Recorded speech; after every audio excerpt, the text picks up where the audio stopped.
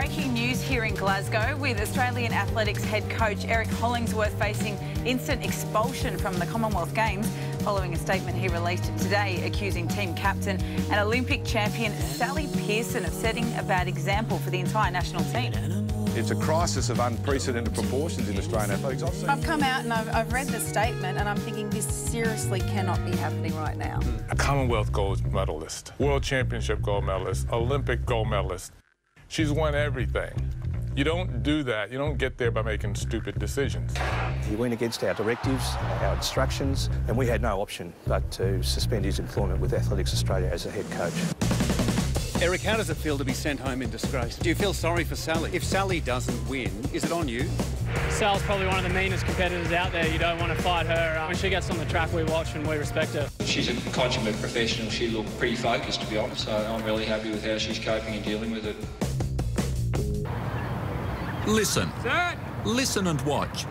Very closely. A moment that passes as soon as it arrives.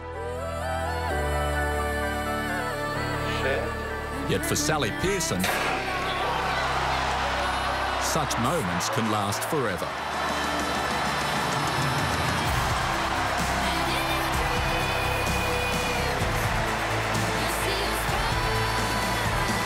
I always knew there was something different about me. Ever since I was a young girl, didn't know what it was, didn't understand it, and you shouldn't understand it at that age. At like 7 or 8, I could do a lot of things that a lot of kids couldn't do.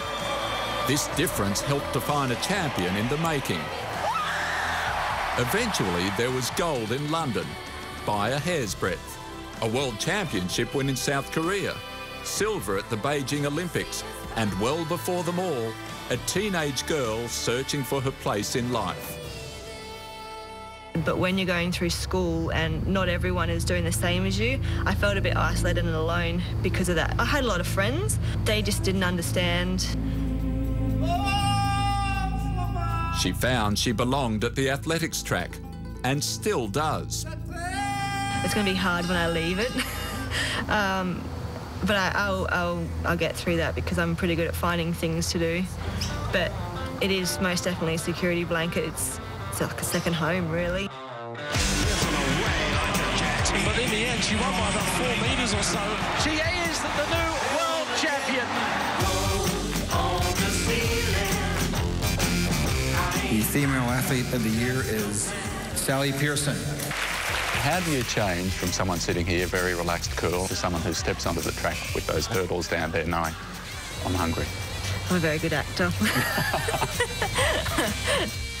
But behind the laughter, a personality with a flip side that Sally has only just begun to understand.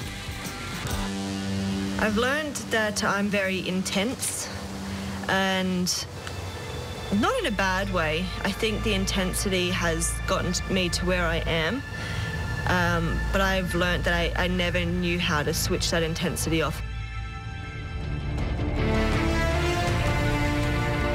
And so I've learned over the last year how to do that really well, but still be able to be intense on the track. The last year has also included coming back from injuries and splitting with her long-term coach. Throughout it all, the pillar has been high school sweetheart and now husband, Kieran, who since 2011 has travelled full-time with Sally.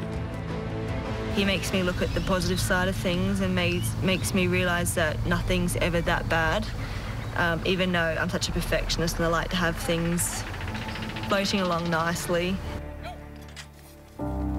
There are 2 other family members who are also part of the support team, Oscar and Toby. They're my kids. They're my boys. I said the boys. If I could take them away with me, I wouldn't need to come home for anything, really. They're the things that I miss the most and want to see all the time, and just want them in my bed next to me to put my arm over them, give them a big hug. The service to sport as a gold medalist at the London 2012. Recently, some meetings have been much more formal. In January, Sally was awarded the Medal of the Order of Australia. Sally, you're probably a little nervous. Does it feel like being on the blocks? This is worse, okay. Now, other Commonwealth medals await, And for Australia's Queen of the Track, the message is clear. I'm here and I still want to run well. I still want to be the best in the world. And I still want to run fast.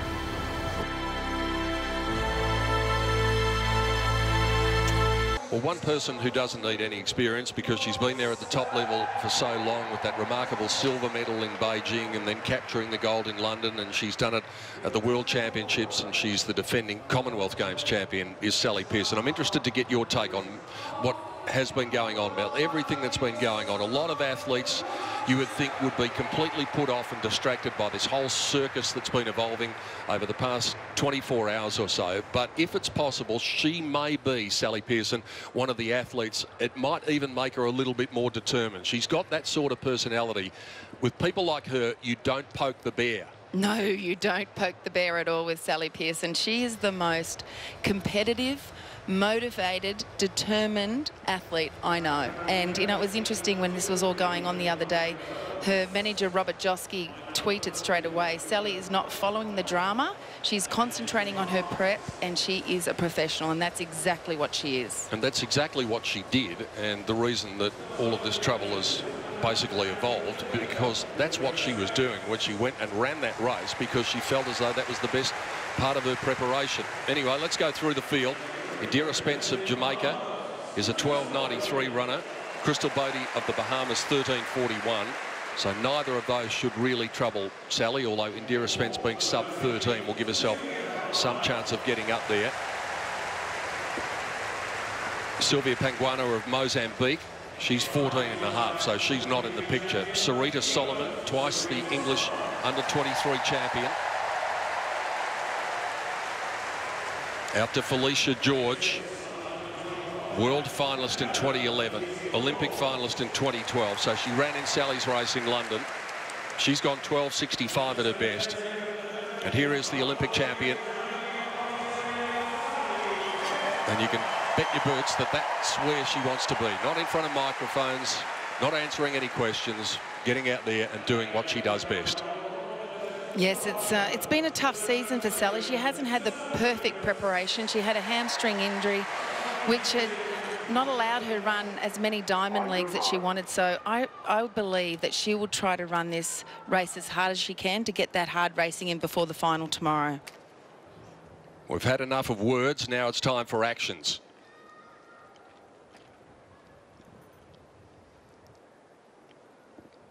First two automatically through.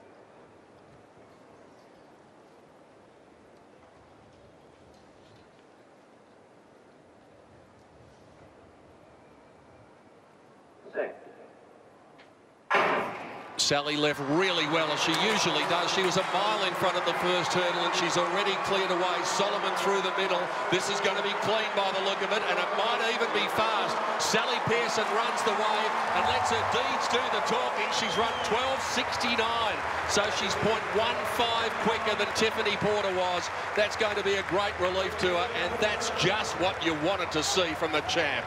I said she wanted to make a statement, and that's exactly what she did. She'll be so happy with that, especially that time. That's the fastest one she's done really in this European season, and a statement is exactly what you do. You want confidence to go into that final, and running that time, it basically says to Tiffany Porter, catch me if you can. Well, if she gets a start like that in the final, I'm not sure whether Tiffany Porter will be able to catch her, because she came out running. She's the most incredible starter, and I'm sure that when we see the results, her reaction time will be extraordinary with it. But it must be a relief for her to get that out of the way now, you know, because of everything that's been going on. But we all know that Sally is the most determined athlete there is. You just see here, look at her just getting over that first hurdle, and from there on in, you know, technically she's just beautiful, and the speed in between the hurdles, you can see she's absolutely focused, and she's going to come away from that run with a lot of confidence. Tiffany Porter's reaction time in the first of the heats was 0.166. Sally's was 0.127. So it doesn't sound much, but that is huge, and she's gapped the field. It was Lucas in second, Solomon in third. But look how clean she is. When she's hurdling like this, she gets that look about her, that look of determination, that look of focus. that look, dare we say it, of invincibility. She's a beautiful technician. There's no doubt about it. And that's what she found doing that last run in London, is that she just needed it for a technical point of view. And just see the speed in between the hurdles, how she gets that lead leg down. And that was a wonderful run from her. And that's just going to give her the confidence that she needs. And I reckon that little look after the line and the little pump of the fist told us something there. She was really pleased with that. To get it out of the way, Sally Pearson wins in 12.69, and she's with Scott McKinnon after that brilliant victory.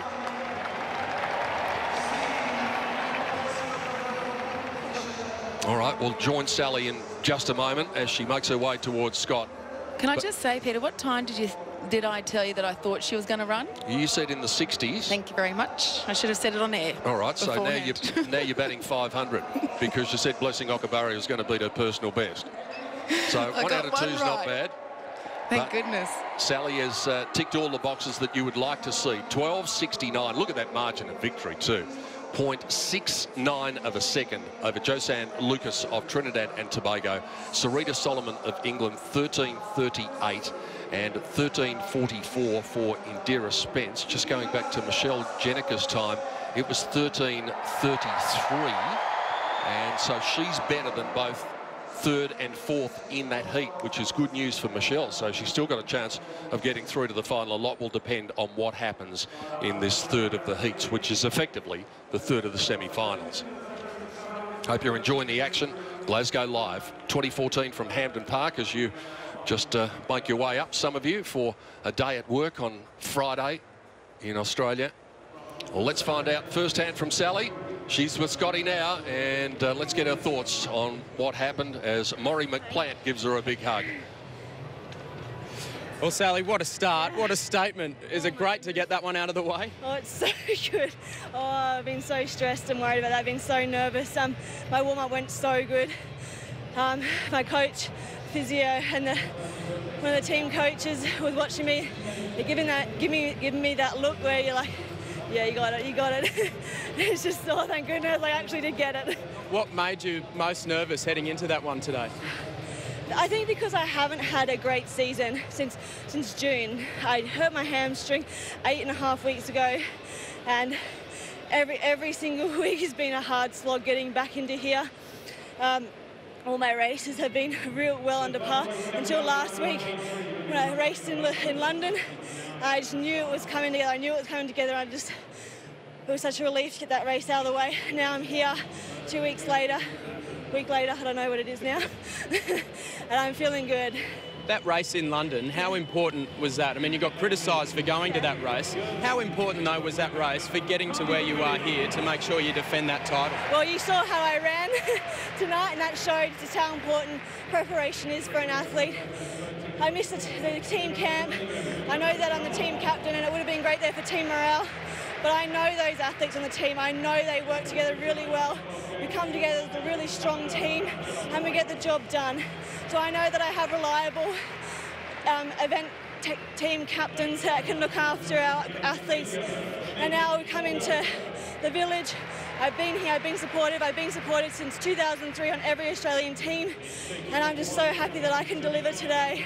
Now, I know, look, we don't want to disrupt your campaign. There's been a lot going on with this Eric Hollingsworth business. Do you want to address that now, or wait for after the final? No, it's been a huge distraction for me in the last week, so I'm just going to keep it at bay. I'm in a really good headspace at the moment, and I want to keep going.